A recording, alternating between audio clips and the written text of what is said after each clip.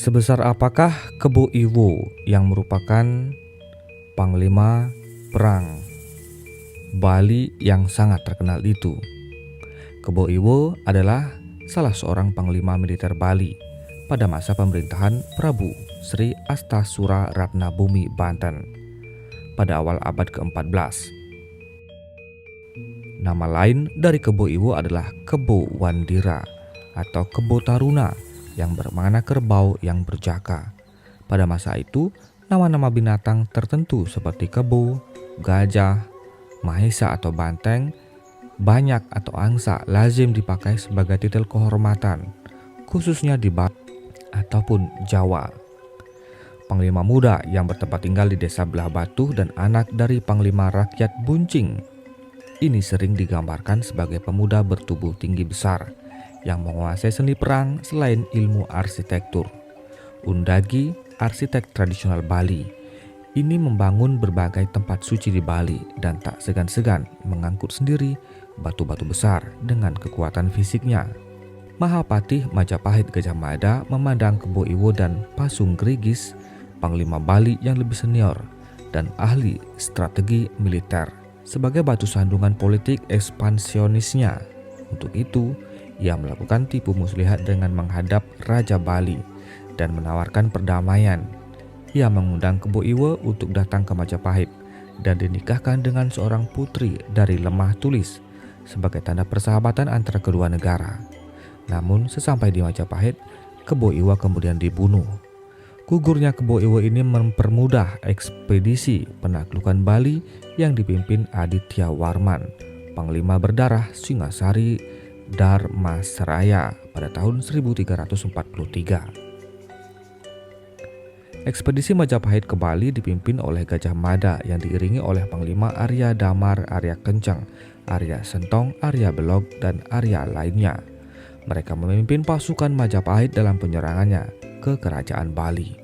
Penyerangan ini menyebabkan terjadinya pertempuran antara pasukan Gajah Mada dengan kerajaan Bedahulu yang mengakibatkan Raja Bedahulu dan putranya wafat serta hancurnya kerajaan ini. Kebo Iwo merupakan patih yang kuat dan sakti dari kerajaan Bedahulu. Bali, Kebo Iwo lahir dari daerah Belah Batu. Mitologi kelahiran patih Kebo Iwo disebutkan sebagai berikut. Tersebutlah desa Belah Batu. Terdapat pasangan suami istri yang lama tidak mempunyai putra yang akan menjadi penerus keturunan. Karena itu mereka memohon kepada Dewata agar diberikan putra. Mereka berjalan dan berjanji akan memenuhi segala permintaan anak yang akan dilahirkannya kelak. Para Betara mengabulkan permohonan itu. Tidak terselang beberapa lama maka hamillah istri orang itu. Setelah cukup masa kehamilannya maka lahirlah anak mereka, dan kedua orang tersebut mereka sangat berbahagia dengan kelahiran anak mereka. Sayangnya bayi yang baru lahir tersebut sangat aneh. Baru berumur 2 hari anak itu sudah menghabiskan sebutir ketupat. Ketika berumur 1 minggu ia sudah mampu menghabiskan 6 butir ketupat setiap kali makan. Setelah berumur 3 tahun anak itu menghabiskan 1 periuk nasi setiap kali makan. Apabila di rumahnya tidak ada nasi maka ia mencuri nasi tetangganya. Oleh karena rakusnya terhadap makanan, maka orang tuanya tidak sanggup memberikan makanan. Karena sifat rakusnya menyebabkan ayahnya sangat marah, apalagi mendengar aduan dari warga yang makanannya telah dicuri. Dalam puncak amarahnya, ayahnya pun menghunus keris akan membunuh sang anak. Sebelum dibunuh, anak tersebut menanyakan tentang namanya. Alasannya agar ia tidak tersesat di alam niskala atau kematian.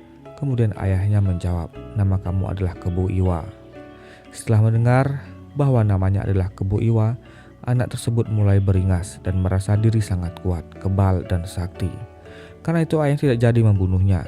Karena sudah merasa tidak diterima orang tua, anak tersebut pergi menghadap raja di Puri Singa Mandawa. Oleh raja, ia diangkat menjadi patih dan diberikan tempat tinggal di Belah Batu. Segala kebutuhannya dipenuhi raja. Mulai saat itu, banyak wilayah yang mampu ditaklukkan Raja Bedahulu berkat kekuatan patih Kebo Iwo bersama Ki Pasung Grigis dan Ki Ularan.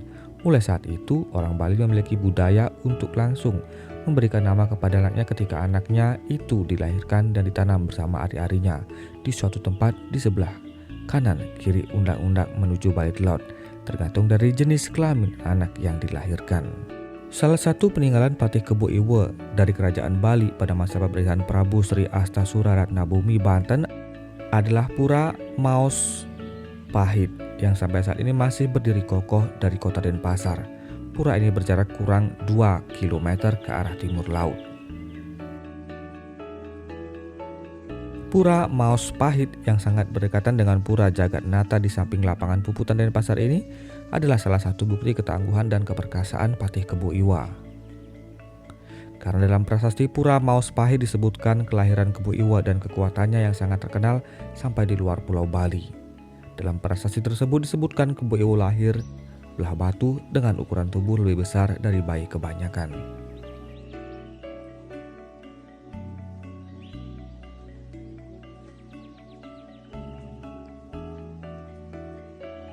Menurut penjaga Pura Maos Pahit, Jero Mangku Ketut Gede Sudiasna, Kebo Iwa Patih Kerajaan Bali yang sangat ditakuti Gajah Mada. Tetapi dia juga ahli dalam undagi, arsitektur tradisional Bali. Yang saya tahu pura peninggalan Kebo Iwo yang masih berdiri tegak sepertinya hanya Pura Maos Pahit. Kebo Iwa memang pernah membangun berbagai tempat ibadah di Bali, jelasnya di Denpasar. Menurut Jero Mangku, pura ini dibangun pada 1200 tahun Saka. Awalnya pura itu hanya berukuran kecil, namun seiring waktu Majapahit menguasai Bali, pura tersebut diperluas oleh Gajah Mada untuk menghormati Patih Kebo Iwa yang tangguh dan perkasa. Bali tidak bisa lepas dari kisah unik mistis yang menyelimuti. Semeton salah satu bukti bahwa Kebo Iwo memiliki ukuran yang lebih besar dari manusia normal adalah dengan keberadaan Gua Garba. Berkaitan dengan perekrutan Kebo Iwo sebagai kandidat patih kerajaan berdahulu di Bali, Kebo Iwo ini diuji kemampuannya di Pura Pengukur Ukuran dan Gua Garba. Jelasnya kepada Tribun Bali, Dewa Pekak Pangku menceritakan sekilas kisah Gua Garba dan sejarah tentang Kebo Iwo.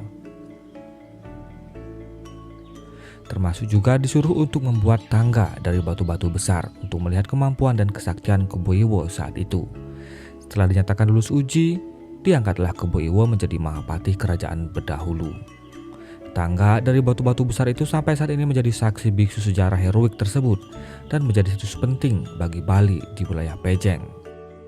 Sekaligus memperlihatkan sebesar apa kekuatan Kebo Iwo yang memang terkenal sangat hebat dan kuat pada zamannya.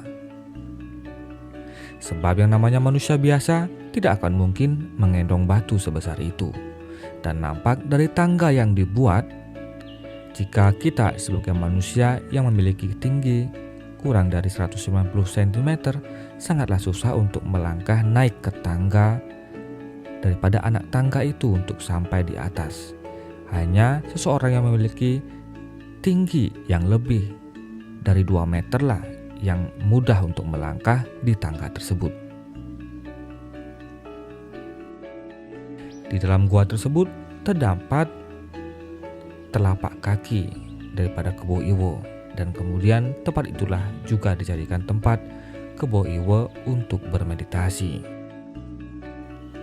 Koordinator Staf Khusus Presiden AAGN Ari Dwi Payana juga pernah mendatangi pura ini. Selain melihat situs sejarah, ia juga memohon banyak hal di pura ini, salah satunya keselamatan untuk Bali dan Indonesia. Ari sahabat akrabnya sembahyang hingga tengah malam merasakan aura suci pura yang ada di sana. Pura ini disebutkan dalam prasasti Ambang Pintu berangka tahun 1194. Prasasti ini menyebut seorang Dang Acarya bergelar Mapanji Jiwa Jaya atau Jiwa Jaya yang bertempat di Dharma Hanar. Selain prasasti ini juga ditemukan arca Siwa Guru yang disebut oleh masyarakat Siwa Pujangga. Semeton Listener Channel, keberadaan tangga dan batu-batu besar yang tidak mungkin diangkat itu menandakan bahwa memang tubuh Kebo Iwo memiliki tinggi dan besar yang jauh dari manusia normal. Bagaimana pendapat Anda? Silahkan tuliskan di kolom komentar. Terima kasih atas atensi Anda. Sampai jumpa di video selanjutnya. Om Santi Santi Santi Om.